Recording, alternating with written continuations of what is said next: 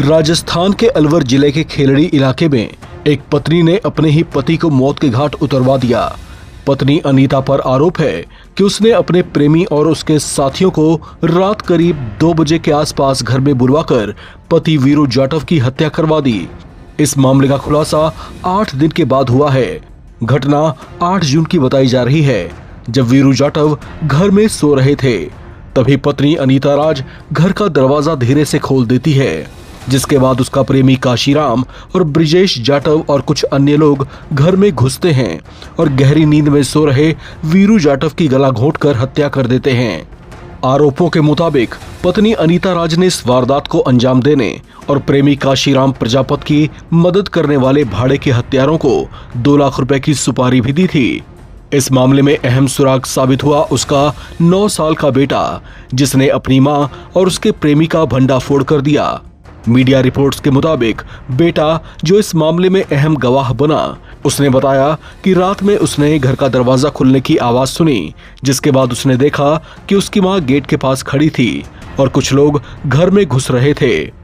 इससे पहले कि वो कुछ समझ पाता, उन लोगों ने उसके पिता का पैर और मुंह दबाना शुरू कर दिया था और उन्हें मुक्के भी मार रहे थे। बेटे ने बताया कि उसने पिता को बचाने की कोशिश भी की, लेकिन तभी उनमें से एक ने उसे गोदी में उठा लिया और चुप रहने के लिए धमकाने लगा। आपको बता दें कि अनीता का ये दूसरा विवाह था। पहले पति को छोड़कर उसने वीरू जाटव से शादी की थी, लेकिन उसके बाद उसका काशीराम प्रजापत नाम के एक शख्स के साथ अवैध संबंध बन गए थे। वो कचौड़ी की ठेली लगाता है, जबकि अनीता एक छोटी सी दुकान चलाया करती है।